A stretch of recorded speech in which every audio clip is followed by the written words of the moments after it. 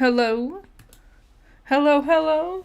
Hello, everyone. Hello. What's up? How's it going? I took a week off, and now I'm back at it again. Yeah, after doing that whole week watching Ruby Volume 9, I was like, I would like to not stream for a little while. But fun fact, during that time of not streaming for a little while, uh, my dog's sleep schedules have changed.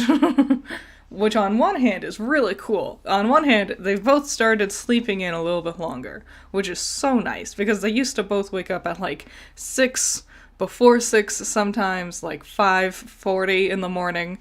And so I would wake up at that time as well. But now they're sleeping in a little bit, which is great. They're sleeping until 6:30, 7 o'clock. But also, that means that their bathroom schedule has changed as well, and so they're a little bit rambunctious this morning because their schedules are all different and stuff. So you might hear little dog rumbling around in the background because they're just full of energy and they keep playing with each other. So if you hear that, that's what that is. It's the doggos. Yeah, how's everyone doing? I'm gonna be honest, I have no idea what to talk about this week. Just been real busy getting Magical Girl May stuff going. The first video for Magical Girl May went out last week. My Princess Tutu review. Did you all like that? I thought that was pretty fun. It was a good one. I'm gonna be honest, I think this year's Magical Girl May is gonna be one of the best years. I'm so excited for the lineup I have. It's not Aegon first of his name. It's Aegon Snow. Technically.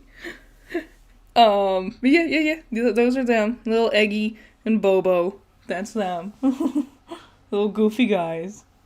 So yeah, I was debating. So this week I was like, this week's video is going to be Magic Knight Ray Earth. Be a Ray Earth video. And then I was like, wait, this one might be too long. Maybe I'll do Magical Girl Sight this week, and then I'll do Ray Earth next week. And then I double-checked both my scripts for them, and they're both, exactly the same length. So I was like, oh, okay, well, I guess it doesn't matter. So it'll be one of those, and the other one will be next week. But it's gonna be exciting. Fun stuff. I'm so excited. It's gonna be great. I'm especially excited for the stuff my twins and Allison is gonna do, but I'm gonna keep that a secret. Did I check out High Card yet? I didn't. I did not. I've been very busy. I've been running around a lot, because I'm also planning things for past Magical Girl May. Because I'm also planning, because in June, it's the OC challenge finally gets announced its winners, so I'm getting ready for that. I'm probably gonna stream, when I do a critical analysis of what everyone had done and talk about everything. I think I'll stream that, because I think it'd be too chunky of an edit to put together in an edited video. Thank you both of you. Thank you, Adam. I gotta ask, you got any hate for your Volume 9 reaction? I did not get any hate, I don't think. At least, nothing other than, the usual, but I liked this. And it's well, okay, well, good for you. No, I don't think I got any hate, which was nice. The most was, people being you don't need to cover up the screen. It's because Rooster Teeth is just so nice, they let you have reactions. And I'm I know they say that, and for some people, totally, that definitely is true. I am not going I'm not gonna risk it at all. But yeah. Thank you, Karma. Will you be doing a video or watch along to the Ruby X Justice League? Probably. I'm definitely planning on it. I don't think I'll do a watch along. I think I'll probably just do a video on it. I don't want to do it yet. I want to handle Volume 9 first, which will probably also be in June sometime, or at least past May somewhere. But, the idea of tackling also the Justice League crossover is just ugh. Just one chore at a time, please. But I am planning on talking about it, 100%. Thank you, Alina Crystal. Oh, well, thank you a lot. Wow. Thank you. just want to say I love your vids. Aw, that's my favorite thing. When people are like, I just really want to say that I like your vids and stuff. Like, that seems like such a small thing to say. That's the one that carries me the most. That's the one that hits my heart the hardest. Thank you so much. Thank you. You're cool. Thank you so much. Thanks, Excalibur. My Magical Girl May project is almost done. Ooh, making designs for both the heroes and villains. Hopefully at least a chapter done. Yeah. Yeah. Inspiring other people to do cool things too. Yeah. Yes. Some of you have sent me stuff on Twitter that's Magical May stuff. I love all of it. It's all so great. My favorite thing is every year I do this, more and more people give me suggestions, and I have a folder on my phone where I'll take a picture of the thing people are suggesting, and now I can just start planning for next year too. Thank you, G-Extreme! Will there be a follow-up video on your thoughts of Tutu? Watch the video with my friend, and both of us are curious what you'll think of the end. A lot of people ask me about that with my Worth Watching series, and I never really think about it. You know, it's never really my intention to come back, but maybe, you know. I would definitely be interested. I would, like, if I kept watching Tutu, which I want to. It's interesting. It's cool. Totally, for sure. Maybe a follow-up next year for next Magical Girl May. But yeah, 100%. I've thought about it before. I just would have to come up with a cool title. Maybe. Yeah, I've definitely thought about it. Not just Princess Tutu. There are other ones as well that I wanted to go back and take, like, a deeper look at and stuff like that. I got more Powerade. I wasn't planning on having Powerade. I had Powerade all last time when I was streaming, and then we just happened to get more Powerade, so the Powerade streams continue. How am I lately? Really good. Despite having a lot going on and planning a lot of things. It's like all things I'm excited about, and things are going very well. Like, I'm getting more numbers. It's the secret. The shorts are the secret. I'm sure you've all noticed more and more of your favorite content creators here on YouTube are making shorts now. I'm sure you've caught on. It boosts subscriber counts so much, and I think it's so much fun, and they're so easy to make. So that's been awesome. Beyond the yes, Powerade.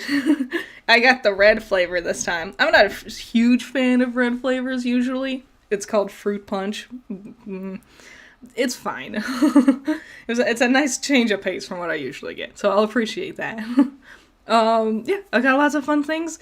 Lots of fun things, because then there's Magical Girl May, and then I got, like, the next Ruby review that I'm gonna do for Volume 9, which is already so long. I have, like, 17 sections? That's maybe an exaggeration. At least 10 sections, and I've only started writing 4 or 5 of them, and it's already like 9 pages long. So it's gonna be another big chunky review, but that's okay. I love the idea of doing really long videos. Like every time I watch like H Bomber Guy or Folding Ideas or Jenny Nicholson, the ones with like really long, full dissection videos, I'm like, yes, I want more of that. How would a Ruby worth watching rate? That's an interesting question that I've thought of before. So I would say yes, I would keep watching. Based on only the first 3 episodes of Ruby, I would want to keep watching because it has a very nice charm to it. But I think the thing that really inspired me and a lot of other people to keep going with Ruby was the trailers. You know, like the episodes are fun and charming and bright and everything, but those trailers are really what sold it, at least for me. Is the Vox Machina Season 2 review going? I've kind of put that on hold, because there was a bunch of other stuff I wanted to do before.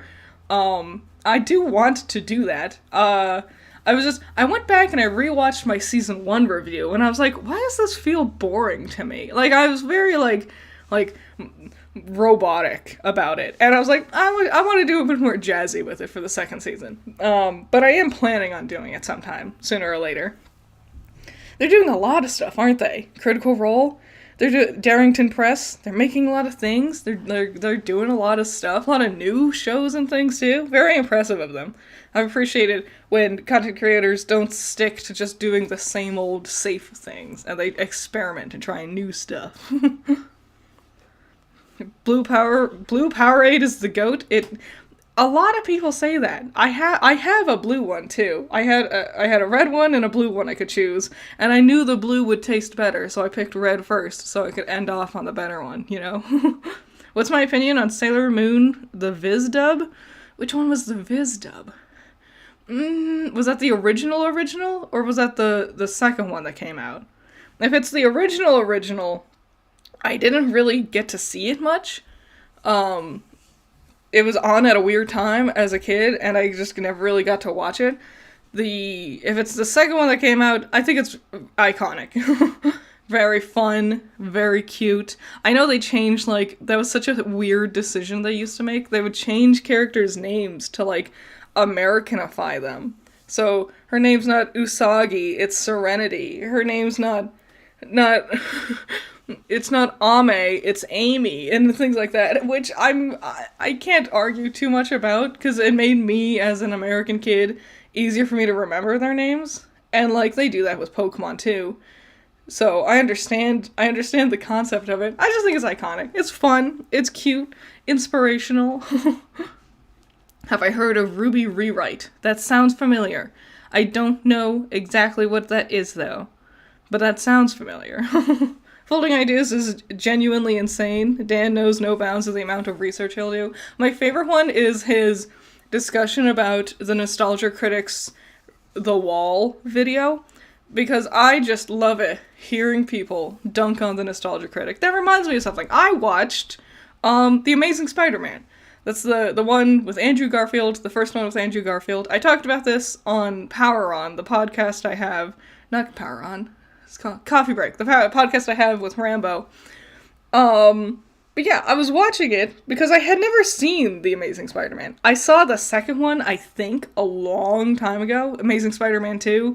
The one with the Rhino and Green Goblin and Electro. But I never saw the first one. So it's finally streaming on Disney Plus, so I watched it for the first time. And I remembered specifically that I watched the Nostalgia Critic's video about it. He did an old versus new. I used to watch the Nostalgia Critic a lot. So he did an old versus new of comparing the Andrew Garfield Spider-Man movies to the Tobey Maguire Spider-Man movies. And I remember him describing Andrew Garfield's Spider-Man as this cool guy, this cool, confident, he's quick-witted and he has friends and he's cool. That was his big thing. He's just so cool. He's confident. And Tobey Maguire's the sad nerd boy. And I was like, oh, okay. And then I watched it finally and I'm like, the Nostalgia Critic was completely wrong. I don't know how you can fail to recognize a character more. Nothing he said was accurate in the slightest in regards to Andrew Garfield's interpretation of Peter Parker / Spider-Man. It was just cool, confident, quick-witted. No, he's shy. He never looks people in the eye. He hides and in his jacket and shuffles around, and he's this weird loner, nervous boy. Is Doug Walker, the Nostalgia Critic. What a loser. What an absolute fool. What a buffoon when it comes to critical analysis. It's crazy, because I used to watch the Nostalgia Critic videos, all the time, growing up, you know? And I was like, yeah, this is YouTube content. And now as an adult, I look back and I'm like, ugh. He had so many bad takes. I remember, here's another one. He did a video about The Road to El Dorado. Do you know that one? The beautifully animated DreamWorks movie, The Road to El Dorado. It's gorgeous, especially for its time, and it holds up amazingly. And the Nostalgia Critic's main critique was that it looks too good. The animation's too smooth. why didn't they just make this live action? It's like, what? Yeah, because the animation's so smooth, this animation company should have made it live action. You know, it'd be so much easier to just do a live action gigantic city of gold with a giant robot statue of a panther for the climactic battle. That makes sense. Should have just been live action. So stupid. Yeah, that was fun. I did enjoy it. I did enjoy The Amazing Spider-Man. It was long. It was really long. It was way longer than I thought it needed to be, but it was fun. Have I seen the Candela Obscura? I have no idea what that is. I'm sorry. Probably won't see this, but I really recommend the movie Bumblebee. Oh, like the Transformer Bumblebee? I haven't watched it, but Rambo did. And he said it was really fun. And I like Bumblebee a lot, so I would totally be down for watching it. The Beast Wars trailer came out. That looks dope. I'm excited for it. Here's the thing. I have, honestly, very little interest in Transformers themselves. I think they're fine. They're fun. They're cool and interesting, but they're, you know, what I really am into is the animals that are also Transformers. Like, they remind me of Zoids. Does anyone know Zoids? Way back in the day, this weird old anime about giant, like, animal mechs, and they were called Zoids, and I loved them. and yeah, Beast Wars just is that same thing, and I love that. Critter watching more Transformers can only be a good thing. I would have no interesting things to say about Transformers. Because, like, I've seen them. Zords? Is it called Zords? No. It was called Zoids. Zoids. I'm pretty sure. I was gonna say something. I sure was gonna say something interesting. I guess it doesn't matter. It's the new Critical Role. Oh! I know what you're talking about. Yes, I did see the trailer. The new Critical Role thing that they're doing for a unique tabletop system. Because they're cutting ties with Wizards of the Coast, which I think is the best decision they could make. Wizards is not amazing. They keep making really bad decisions. And you can tell, like, they've been cutting ties with Wizards for a while. Because, like, Vox Machina doesn't do any trademarked Wizards of the Coast stuff. So they've basically just, like, reworked it. And the more we work it into, like, the things they want, the more, like, exploration they can have. Because that's something I hate about Dungeons & Dragons, is I hate the idea of, like, oh, it's the same story for everyone. You just have to play by these imaginary rules set up by some person who wrote this book for Wizards of the Coast. And it's like, that's boring. I don't want to do that. What if I don't want my god of the dead to be the Raven Queen? What if I don't want ravens to be the thing? What if I want it to be like a mouse, like a rat? That'd be cool. Oh no, but technically it's supposed to be this way. It's dumb. We're all playing pretend. It's all just imagination games. If I want to imagine something other than what Wizards of the Coast says, then let me. So every single time I do D&D, I, like, homebrew it. Like, I'll use, like, the stats and stuff, but I'll completely change it to be what I want it to look and act like, and I don't really follow their rules or anything. Yes, the animation can be a bit clunky, but the story and characters are great. Lyubi, I saw, in the, Discord for... I'll tell you later. Thank you, is what I mean. Like the important part is thank you. I saw it. Thanks, Wild Pilot. Do Power Rangers count as a magical girl show? I guess it could, if you wanted it to. They have cool transformations. They do cool battles. Not many of them identify as female, but there are them, and I'm excited there's gonna be a female Transformer in the new movie. It's gonna be cool. It really depends on the dungeon group and the DM. Some are really inflexible. Yeah, I've only done D&D with, like, my sisters. Just twins and Allison. I attempted doing D&D once before with my cousin, and his girlfriend, and that was an entire catastrophe. It was terrible. It was awful. Oh my god. And so after that like nightmare, that was like my first like step into doing it. Like I watched Critical Role and I was like, I want to do this now. And he was like, well, we can do it. I was like, oh, okay. And then we tried doing it with him and his girlfriend. His girlfriend was horrible. Oh my god. But we tried doing that, and it just went, like, downhill so quickly. And after that, I've, like, not stepped out of my ring of just me and my sisters. So, I'm actually gonna DM a new thing for them soon. It's gonna be so exciting. I'm experimenting with short term, because usually it's just like, and this story could potentially go on for forever, but I don't know. And I want to experiment with having a more tightly compacted story. Like, because I was watching a lot of Dimension 20, like Fantasy High and stuff like that. And I appreciated the fact that it was like a story that was contained within a set amount of sessions. I was like, that sounds cool. I want to experiment with that. So that's what I'm going to do. It's going to be fun. Random thought, why would Pyrrha have a shoe brand? Would Pyrrha have a shoe brand called Nikos? No. Yes. That would be funny. That would be funny. Yes. I would say yes. Sucks that you're not into Transformers, but it's not for everyone. I'm amazed how, like, passionate the Transformers fan base is, despite the fact that there has not really been a whole lot of great Transformers things in recent memory. Critter, VizDub is the better Sailor Moon dub for you. It kept the Japanese names and have all the episodes, including the Sailor Stars too. Ah, I see. Thank you.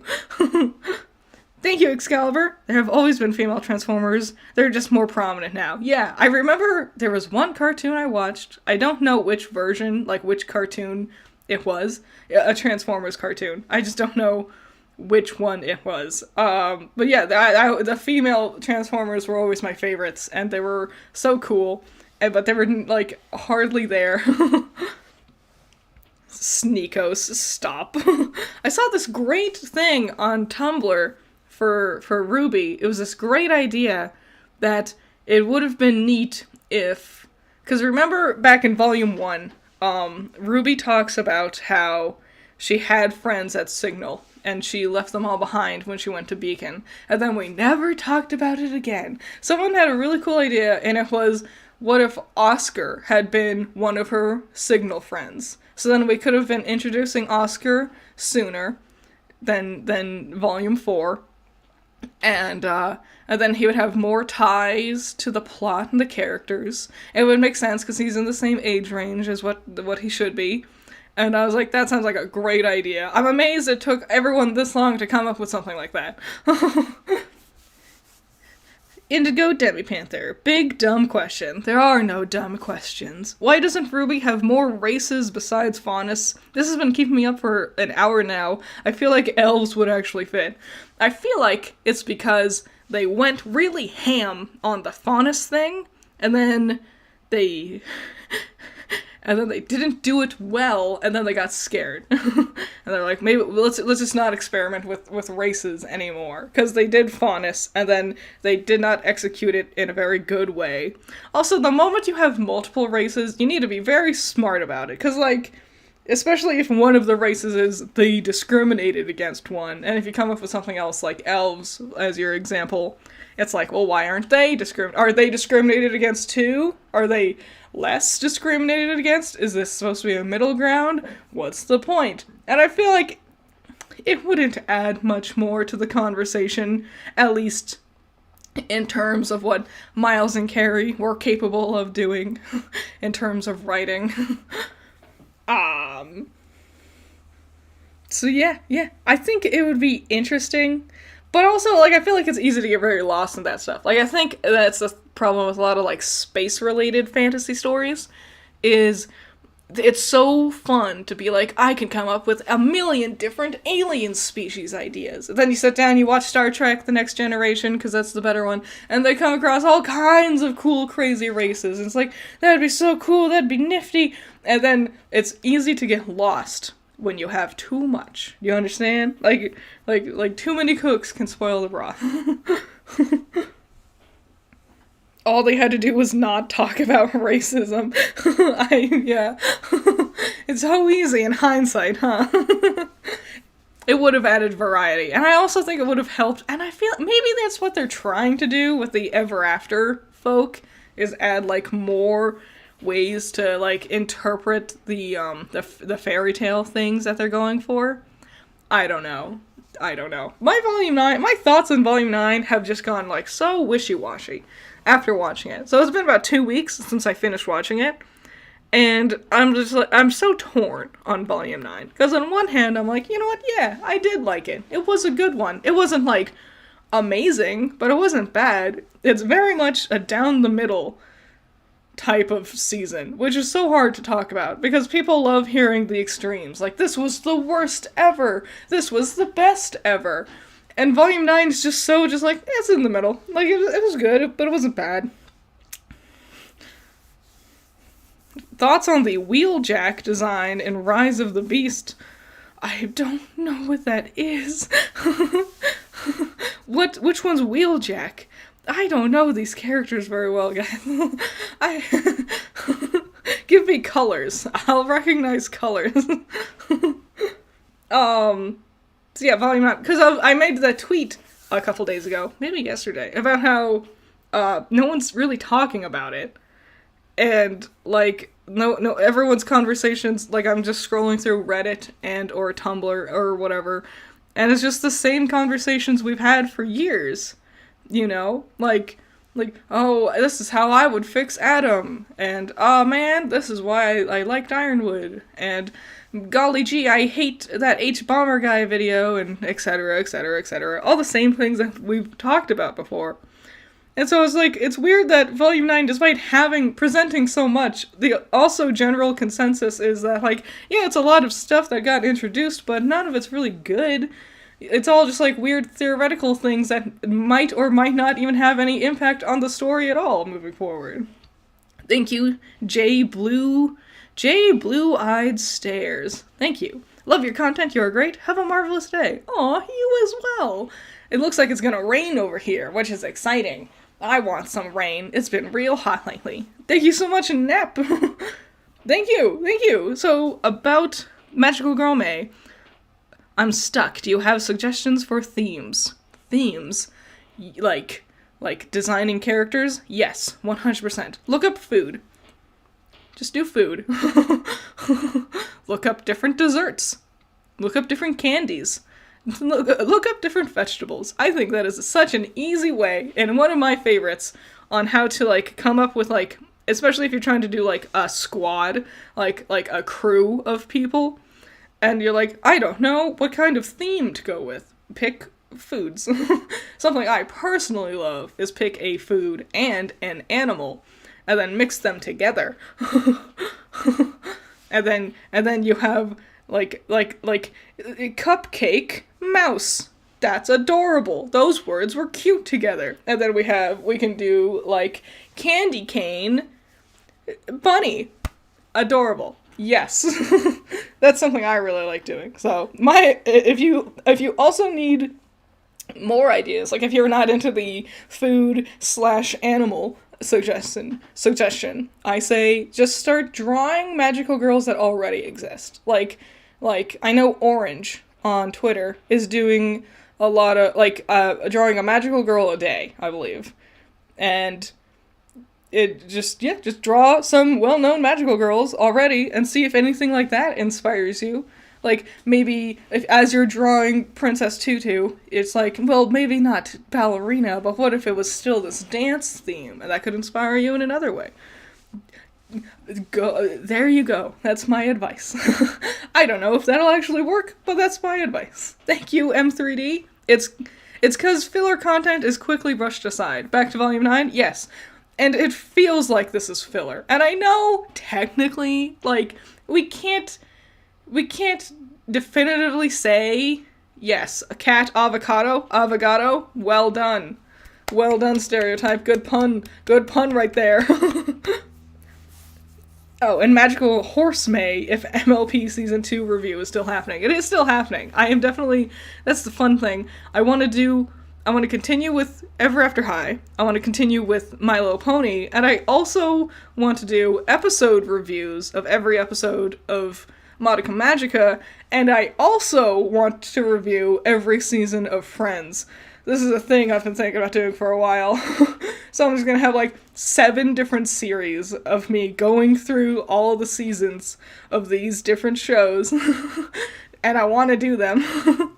Another one I thought about doing was Steven Universe, like going back and reviewing each season of Steven Universe. But I went back and I watched the first like 2 or 3 episodes like last week. And I was like, I don't know if I can go back. You know, those early episodes are so bad. Thank you, Wild Pilot. Jumping the gun a bit, but what would you like to see with Ruby's Vacuo outfits? Personally, Yang not in a cowgirl getup would be a crime. She is begging for a hat, isn't she? God, she'd be cool in a hat. I think if Volume 10 does get announced, I'm not going to put the cart before the horse, but if Volume 10 does get announced, I'm not going to do another bingo board for it. Instead, I'm going to do an outfit bingo board. Does that make sense? Like, so half of it will be things I want to see, specifically with Team Ruby. I don't know if Juniper would get stuff. I would just keep it to Team Ruby. Half of it would be things I want to see, and the other half is things I expect to see. So, like, I expect to see Blake in more purple than ever before. Things I want to see? I don't know, man. I think Weiss would actually look really cool in pants. Like, Twins Inc. did, I don't remember which video it was. Maybe it was talking about just ranking the girls' outfits, ranking Ruby outfits. But she did this amazing edit where she put Weiss in pants, and it was like, it looks amazing. I want Weiss in pants now. I think that'd be a lot of fun. But yeah, I would have to think about it. I want also sunglasses. I want them to have more sunglasses, just in general. Hats, hair tied up would be great. You know, give Blake a tiny little warrior's wolf tail, you know, because her hair is so short. I just want, if you're in the desert, get your hair up, out of your face, because it's also going to be windy, and you don't want, like, all that dirt crap up in your hair, and also sunglasses, so, because it's going to be hot, and everyone could have very cool designed sunglasses. I was saying, if Volume 10 gets announced, you know, there's a big ol', not only on top of Warner Brothers finalizing this deal with Discovery, and it's definitely going to shake up things internally for Warner Brothers, and that will involve Rooster Teeth to some degree.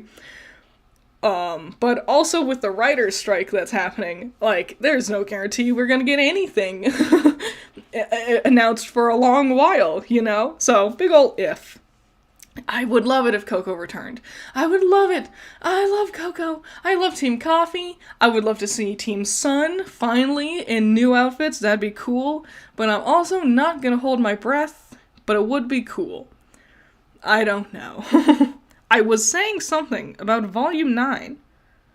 I guess it doesn't really matter. Other than like, oh yeah, we can't jump the gun and say it's definitely filler yet.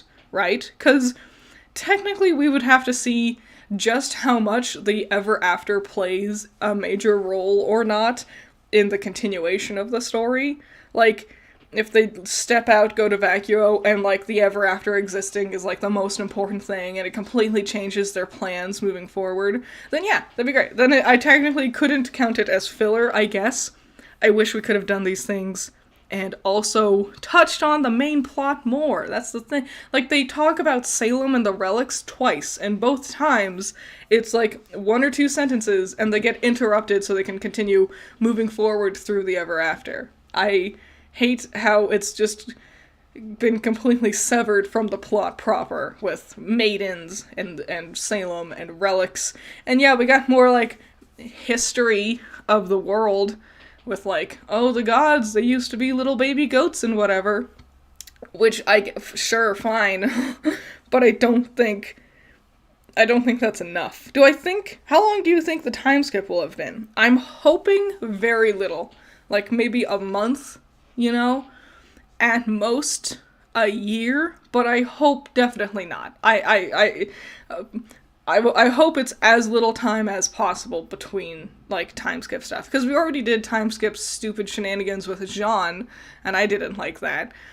And so I don't have any faith that a time skip would come off as, like... I don't think it would work well, if we skipped too far. Like, if it was, like, 5 years in the future. I'd be like, you're just... I didn't want to see that. I want to see the fallout of what happened in Vacuo. I don't want our main cast to now also suddenly be 5 years older than our other main cast members, It'd be so weird if we had... Ruby is 19, I believe. 17? I'll say 19. Ruby's 19 now. The Weiss, Blake, and Yang are 21. And if it, like, Jean has, like, aged technically 40 years, but he's in the body of a 21-year-old or whatever. And then everyone else is 5+ years, so let's say if they were, let's go with 21. I think it's actually 19, but we'll say 21. Now, Ren and Nora are in they're like 25 or something, and Oscar's like 23. It'd just be so weird, and I don't think we need that to have a good story. I don't think a time skip is necessary, especially if you're going to separate half of the main cast from the time skip. That'd be so weird. But yeah, I feel it feels like a filler volume. It definitely does. Like 100% it feels like a volume of just filler. But we technically can't say otherwise. We don't know for surezies yet. Thank you, Swift Umbra. Let's not kid ourselves. The writers are going to do what they always do. Introduce 100 ideas, not develop any of them, and then make more new ideas. That is so accurate. They love the idea of presenting a concept, a topic. That's why they have so many, like, cliffhangers, because it's like, oh, we're presenting this interesting topic. What if Weiss gets stabbed by Cinder? Ooh, how interesting. But then when it comes to, like, the aftermath of developing what they've done, they just like, okay, and then that's over. There's never a middle with their writers. It's always just like, introduction, payoff. There's no adventure in between. Like, they could have developed characters while in Vacuo. Exactly! That's the one thing, like, it did not need to be in this alternate dimension reality. It could have happened in, like just an island in the middle of nowhere, right? Like, it didn't have to be. What are you guys talking about? After BB got canonized, Barbara and Aaron made an OnlyFans for that? What? Okay, whatever. Okay, you do you. Alright. If that's what they need to do to market Ruby. You ever see, like, the weird Ruby fanatics who are like, other people are bad because they fetishize Blake and Yang, but Ruby's really good. There's no fetishization here. And it's like, what? Are you watching the show? Like, it's not this. It's the same thing. Anyway, I totally forgot. I got some fan art to show everybody. I got this piece of fan art from Egg, and it's so dang cute. Look at how good this fan art is. I appreciate it a lot. So yeah, fan art shout out. Thank you. I like it a lot. I thought about making this the thumbnail. It might be the thumbnail for next week. But I've been sitting on the picture that I used for, like, actually used for the thumbnail for a while. And I was like, I wanna do that. So, yay! Thanks, Egg, for this awesome fan art. It's so cute. It also came with, like, a little video that showed their process. So go watch that. Can you see, like, my bookmarks on Twitter? Is that a thing that works with Twitter? I don't know. I bookmark all the fan art I get. So if you can, look at it there. Thank you, Excalibur. What do you think /headcanon Summer's semblance is? Summer's semblance? That's one I never really think about. Because, like, it'd be so boring if it was, like, also just, like the super speed thing like Ruby has. But also I don't think so, because they, like, the hereditary semblances are very rare, and I don't think that would be the thing. I don't know. Man, I'm kind of bad at coming up with semblances. I'm not gonna lie. Unless if it's, like, really tied to, like, their fairy tale, which blows me away that so many characters have semblances that have, like, literally nothing to do with their fairy tales. It's so confusing to me. But yeah, I have no idea. She has, like, an axe. We know that. Maybe some sort of transformation type thing? I don't know. Maybe something that kind of involves some sort of transforming element. But I don't know what I would do. Is this a VTuber? I guess. Technically, I think it's called a PNG tuber. I am 4 PNGs put together. One with me sitting, mouth closed, eyes open, one mouth open, eyes closed, and then the other way around with eyes and mouths again. So, I don't know if it's a VTuber, but here I am, it's me. Wolf senses? Oh yeah, maybe go with something, but she's the summer rose. Like, it's a poem. I don't know.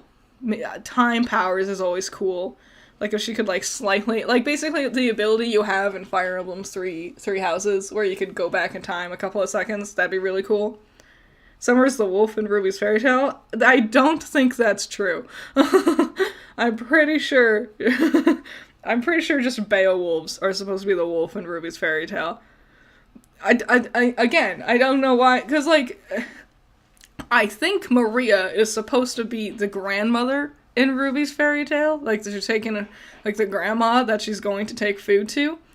But, like, she's also not that. So, I don't know. They really kind of abandoned the fairy tale illusion thing. It's either there's no illusions whatsoever. Like, fucking Watts. Oh my god. Arthur, stupid-ass Watts. Let me go on an Arthur rant right now. Arthur had so much potential.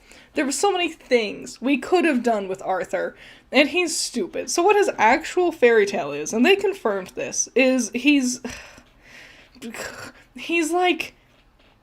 Watson from Sherlock. Like Sherlock Holmes' little buddy, Watson. Because his name is Watts, and it's Watson, you get it? His first name is Arthur, named after Sir Arthur Conan Doyle, the author of Sherlock. And it's just like, if Watson was bad. If Watson was not a good guy. And that's so stupid. Twins has a video that talks about it in detail. And it's so dumb. I hate the Watts thing. 'Cause yes, I agree, Eric. I thought he was Dr. Frankenstein as well. He has like a whole creation thing going on. He builds things. He works with body parts. That's so up Frankenstein's alley. Like, there's this old video that I have, talking about character design. It's awful. It's what happened to Ruby style. And I have, like, fan ideas of what I would do with Tyrion and Watts. Tyrion's was okay. Watts I liked more, because I gave him, like, a lightning bolt streak to his hair, because he's so boring. His hair is so, like, flat and lame and yawn. Also, his eyes are yellow, which also works, like, yellow implies electricity, and that just ties more to the Frankenstein theme. And that's why I gave him, like, a lightning bolt streak to his hair. And it made so much sense, because I was so sure he was going to be Frankenstein. And he was slow, and there was all those fan theories about, like, like Grimm creation, and it's like, that'd be him. It's like the Frankensteining things. Maybe he, like, the body part on Cinder, like the Grimm arm, maybe he played a part in that. Maybe he was there was theories that Roman would come back, but as, like, this weird, like, living dead zombie, and it was Watts who was doing it. Yeah, and it sounds like Watts, like electricity, like wattage. Thank you, Axel. Axel Boost Plotson, because he be plotting. Thank you, Curly. Hi, JC. Hope your day's going well. Have you seen season 2 of Vox Machina yet? I have. I talked about it earlier. It was really good. I want to do a video, but the thing was, I went back and rewatched my first review, and I wasn't happy with how I did it. So I want to do it better this next time. But I am planning on doing that soon. Eventually. But yeah, Watts. So I thought for sure he was Frankenstein. And then there was I don't remember who said it. It was someone in a comment on one of my videos, I think. And where it was the idea that Watts could also be like an evil Jiminy Cricket. Because he has like the long legs, like crickets do, and whatever. And it was specifically because he was taking over control of Penny with the virus. And basically it'd be like an evil Jiminy Cricket who did inspire Pinocchio to do wicked things, puppeteering her, basically. Get it? Get it? And I'm like, that would also be super cool. That would also be so fun. So many interesting ideas, and then they just don't do anything. It's, what if a side character was evil? So witty, Rooster Teeth. Your wit knows no bound. They do this other so annoying thing that I hate, is that they'll have characters from, like, one fairy tale or story, and I don't know if you can hear that, my stomach's growling. They'll have characters from, like, a fairy tale or story, and they won't interact with each other. Like Emerald. Emerald is Aladdin. When, like, the first time we meet her, Roman calls her Street Rat, because it's a reference to the song One Step Ahead of the... something. It's a reference to the song from Aladdin. Street Rat. She is Aladdin. They've confirmed this. Emerald's fairy tale is Aladdin. So who would you think would interact with Jinn, the genie? The blue genie from the lamp? You would think it'd be Aladdin. Nope, never once touches it. Never once. See, dumb. Dumb. And they do that so often with so many other things, too. And it's almost, like, worthless speculating on things like that. You know? Like, it'd be like, wouldn't it be cool if, like, this person interacted with this other person because of their fairy tale? I was like, yes, it would be cool. And that's why we know they won't do it.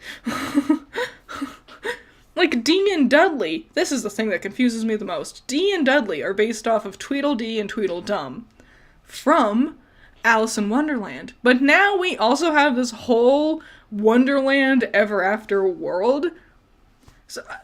So it's both. We can have Alice in Wonderland characters still, but also not, because it's all just Ever After. What?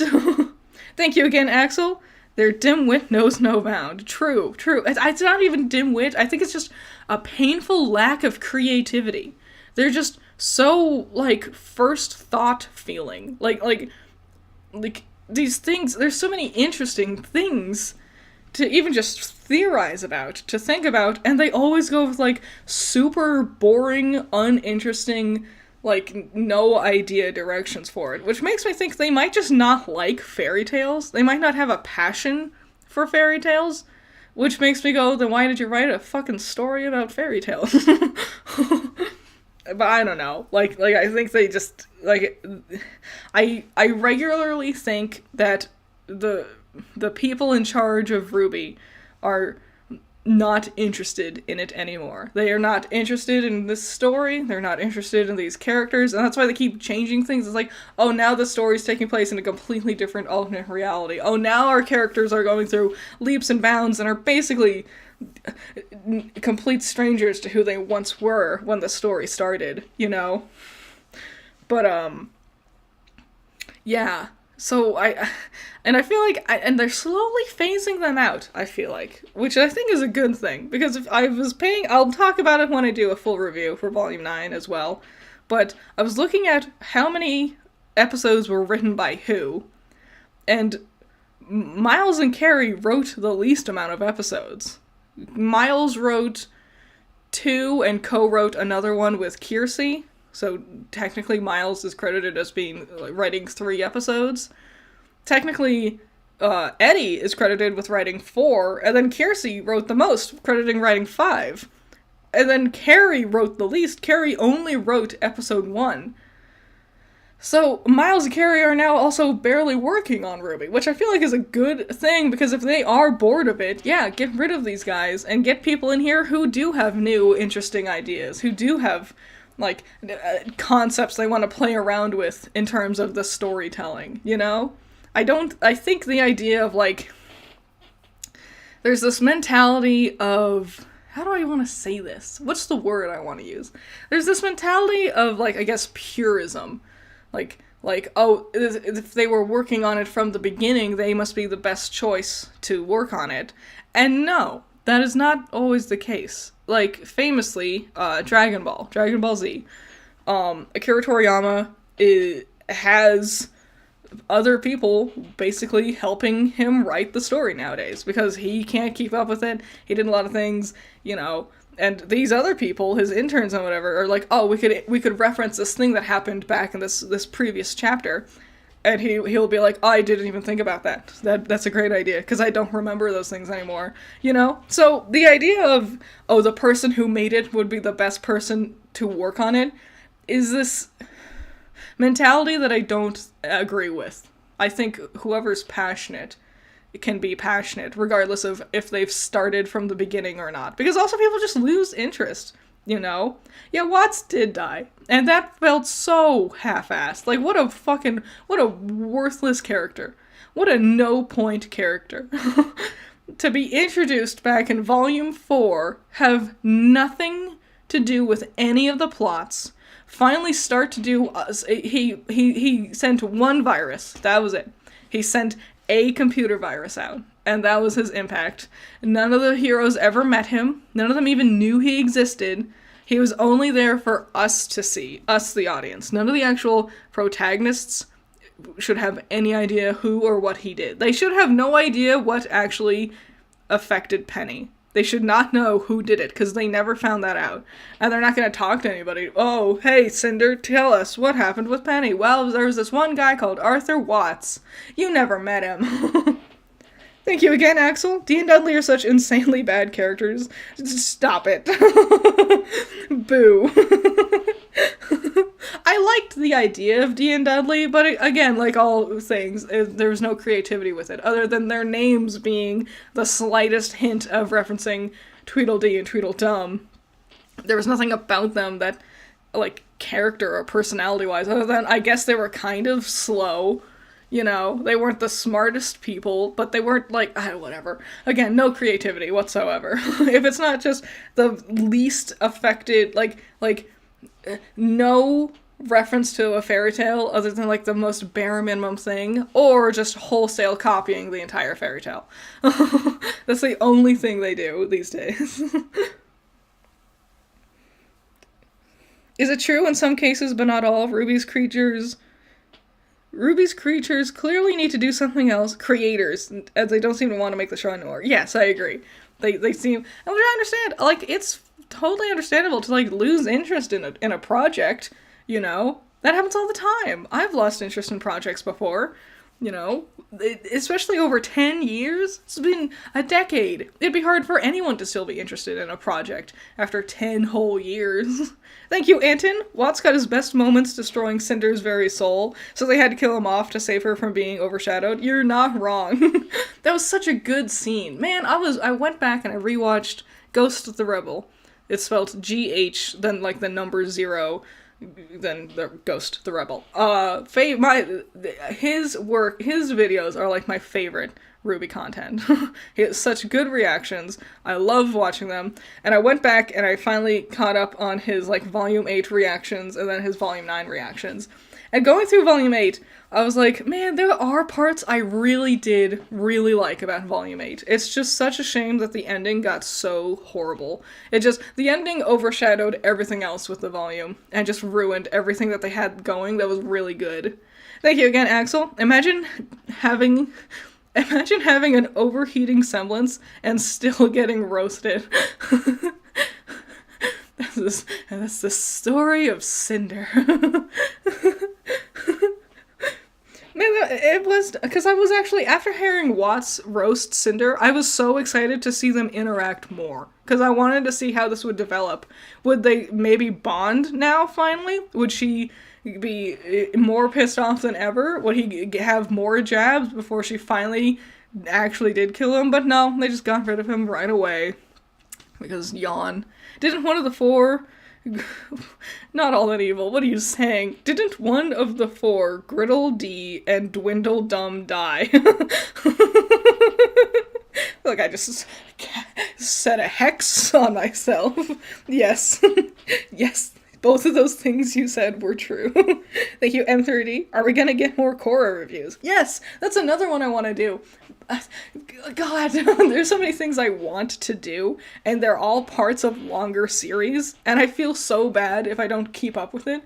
I want to do Korra. I really do. I'm so mad I'm still in the first season. It's been over a year, and I was like, if I do one every month, then I'll be done with this by the time next year comes, and I'll be on volume 2 or season 2 or whatever. And then I kept getting distracted with other things. But yes, Korra reviews, they are still coming. I want to make them monthly or bi-monthly. I won't make promises though, because things can happen at the drop of a hat. I'll get distracted and want to do something else, but I am continuing with Korra reviews. Thank you, Excalibur. I forgot, how did Watts die? So, alright, check this shit out. So, Cinder grabbed the Staff of Creation, and within nanoseconds, she summoned Ambrosius, the blabbermouth, full of himself, chatterbox Ambrosius, and used the Staff of Creation to create fire. And the fire killed Watts. She trapped him in, like, an office building and caught it on fire. And that's how Watts died. And we're just meant to believe that the moment she grabbed the staff, she flew out of the portal and immediately made this conversation with Ambrosius, like, right away. And it's not even, like, we don't see her talking to Ambrosius. In fact, the next time we see her, she's still just walking out of the portal she flew out of, and I guess, like, the implication is that she used the staff to create fire without summoning Ambrosius, like, she just did it, like, she waved it like a wand. But, yeah. Time freezes when you do it, yeah, I guess so, that does happen, but, like, still, disappointing. It's dumb. It's also a dumb way for him to die. Thank you, Not All That Evil. On phone, I have dumb thumbs. It made the thing you said hilarious, because it sounded like you were saying riddlish to me. Like you were speaking in Ever After speak, you know? Like right up a Wonderland alleyway. Yeah. Yeah, it's just, what a lame way. So many of the villains have died because of the other villains. That's so stupid. It's like something I mentioned before. All we have left is Salem, Cinder, Mercury, and Tyrion. And I 100% expect Tyrion to die and Mercury to change sides. So, but we'll count them anyway. So there's 4 villains, Salem, Cinder, Mercury, and Tyrion, versus the whole army that Team Ruby now has. With Team Ruby and Team Juniper and Oscar/Osmond and Crow and the Aesops and the Happy Huntresses and Team Sun and Team Coffee, and there's so many characters now that, like, the 4 villains, even if Salem is super powerful, mega strong, invincible, it's like, it's so overpowered. Like, they're going to win. Of course they will. There's an entire army of folks versus the villains now. And so the villains have no, like, impact. I'm not worried, because the villains are losers, and they can be overpowered so easily. Gotta get more of my Powerade.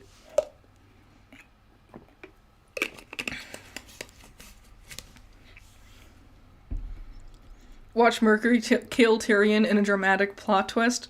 Yeah, I would see it. I definitely think Mercury is going to get redeemed. He is going to be another redemption point, and he'll have, like, the final bit of information, like, Salem does have one weakness, I found out, or something like that. He'll get redeemed. I'm all for it. Whatever.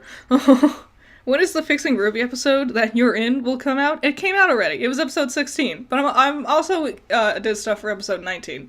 But yeah, the first one came out already. You can go watch it right now, actually.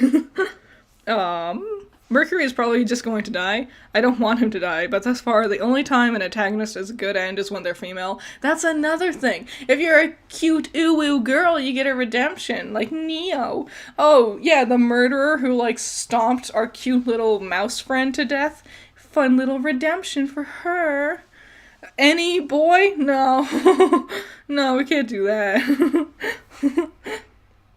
What are your thoughts on the lack of other relationships with prominence of any kind within RWBY, i.e. mentorship, brotherhood, motherhood? Great question. I'm disappointed because that's such a good way to develop characters without having them actually need to do a lot. Like, I wanted... We hinted at it with, like, Pyrrha mentoring Jean, like she helped train him. I thought for sure we were going to have this cool thing where Jean now was going to turn around and train Oscar. Because Oscar, especially in volume 4 or 5, when they had the conversation, it was 5. They have this conversation about, like, Jean doesn't have a semblance yet, but Oscar still needs to learn, and Jean now would take up the mantle. He would take everything, like, Pyrrha taught him, and now he would be teaching Oscar, and they would both grow together. And I was like, what a great way to have both of them develop in an interesting direction. And then they didn't. And, like...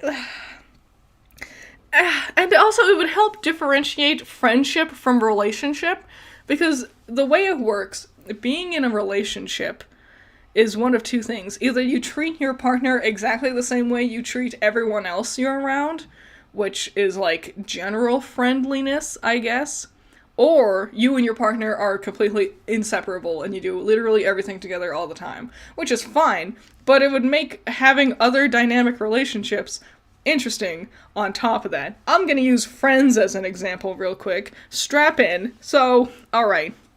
My favorite dynamic in Friends is actually Rachel's friendship with Chandler. They're never romantic with each other. They're, like, best friends with each other's as partners that they have. But their friendship, Chandler and Rachel's friendship, is my favorite. Because they kind of just, like, hang out. They're just on the same wavelength as each other. And that friendship is my favorite. Especially on top of Rachel being, like, Monica's best friend. And Monica is Chandler's wife. That dynamic, one of my favorites. Just a person who is in a loving, committed relationship also just having a best friend. You know, I think that's cool, and they never get to do that with RWBY. You know, the person they're in a loving relationship is also their best friend, you know? Thank you again, Not All That Evil. Stomped cute mouse friend to Ascension, with an asterisk. Ascension, you know... Your interaction with it might vary. Thank you again, Axel. Mercury could have gotten his semblance back at Tree. Okay, that's another thing. Mercury's, like, stolen semblance, which sounds like it should be a really big, very interesting plot point for Mercury as a character to, like, explore. No! It's like they just forgot to give him a semblance, and then they decided, what if he just didn't have one? And then they're like, well, we can't just have it be that he didn't unlock it. What if it was stolen from him? Because that sounds more interesting. It's like, why doesn't he talk about this? Why doesn't he strive for more? Does he not he not have this perspective that the world really is out to get him? That he is at a bigger disadvantage than everyone else around him? No, all these things would make him so interesting. But no, we don't talk about it. Thank you, Swift Umbra. And then they didn't. Sums up the show perfectly. Yes. And then they didn't. All these interesting things. And then they didn't. Thank you, Wild Pilot. Jean needs to be a tutor. Looks at the Justice League X RWBY movie. Wish granted. Does that happen? I think it's with, like, the Green Lantern girl, right? I've seen things with Jean standing next to the Green Lantern girl. I haven't watched it, so I don't know. That would be fun. Jean is, like, begging to be a mentor person, especially now that he's, like, got the heart of a 40-year-old. Team Ruby. Ruby as a show is a show that's just one that's really interesting for you to make your own ideas, to make your own story, your own spin-off, your own AU, your own things. It does that so well. It presents so many interesting directions for creative people to take it. And so it's so weird that there's a huge part of the fandom that just villainizes the concept of fan fiction, which is so weird. It's so weird that there's chunks of the Ruby fandom that act like writing a fan fiction is some offense, something you do to scorn and spite an author. You know, you sat down and wrote a story, which is a thing that takes a lot of time and effort. You sat down and wrote an extension to this show, Ruby. You must have done it clearly out of spite. So what? Thank you again, J Blue Eyes. Have I seen Lackadaisy? I have. I thought about talking about it. But I, like so many other things was happening, I was like, I'll put that on the back burner for now, maybe later. I have seen Lackadaisy, I've been keeping up with it. I remember back when the comics were coming out, years ago, when I was in high school. And so the idea that this Lackadaisy thing was coming out was always interesting to me. I'm glad it came out, it looks cool. I would love it if it did get picked up, like how, Has-Been Hotel got picked up by A24. I would love it if Lackadaisy did the same. I would personally recast some people. There's a few voices that just didn't do it for me. Specifically, I don't remember her name, but the main cat lady who owns the Lackadaisy, something about her performance just wasn't doing it for me. But, yeah, I do like Lackadaisy. I did see it when it first came out. Beautiful, beautiful, beautiful, beautiful art direction. One of the prettiest things, and like the original comic was too, but I'm glad they captured that beauty and intricacy in the animation, which is why it took so long, so I understand. My friend wants Yandere Mercury. I get it. That's another thing. There's no interesting, like, there's no Yanderes in Ruby, there's no Tsunderes, there's no Derridere, there's none of that, like, there's no interesting tropes we could play with. They're all just kind of there. Thank you again, Not All That Evil. Ruby's like getting an action figure for a show you don't watch, and you love it. Then you watch the show and realize your action figure character sucks. Ruby's sold purely on the idea of its concept art. That's something that I think about a lot. So I have this huge Ruby poster above my computer. It's like the original red, white, black, yellow, like the original Ruby poster, the one from Volume 1. And I look at it all the time. It's right above my computer. And so I think about it, how, if someone just, because it's also the cover of the DVD box, if someone just waltzed into, like, a store, and they saw the Ruby DVD box, they'd be like, wow, that looks fun, look at how pretty these girls are, and they picked it up, and they took it home, and they put in the disc, and then suddenly it's these 3D models. They would be so... I wonder how many people were caught off guard, because they saw the beautiful artwork on the cover of the DVD boxes. Like the Ainley art and things like that, the poster art.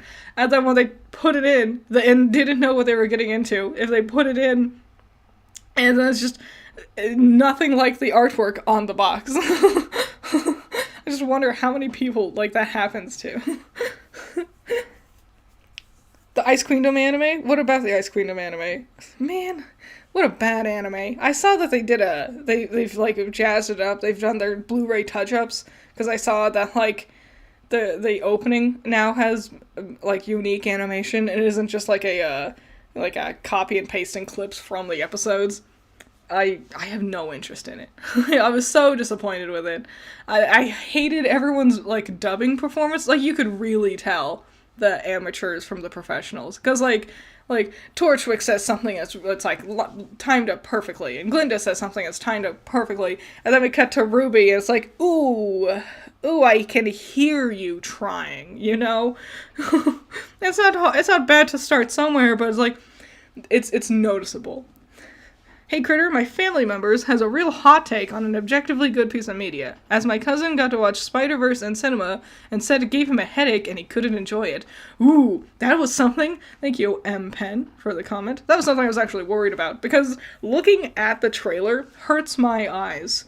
but I have very bad eyes. I have horrible astigmatism, which means my eyes are not shaped the way they're supposed to be. So, I have very thick glasses. When I was very young, I had surgery on my eyes. So, yeah, like flashing colors hurts my eyes. And there's a lot of that. There was a lot of that in the original, like, Spider-Verse movie as well, but, you know, there's a point where it's tolerable. Watching the trailer for Into the Spider-Verse, I was concerned about that. So that might be an issue. There's a point where you can go, Icarus can fly a little too close to the sun, you know? There's a point where the visual strobing can be a bit much. I don't know about headaches. That might be something for some people. I know when I played Little Big Planet, the game with Sackboy on the PlayStation, that one, for some reason, always gave me headaches. It always made me feel nauseous, and it always gave me headaches.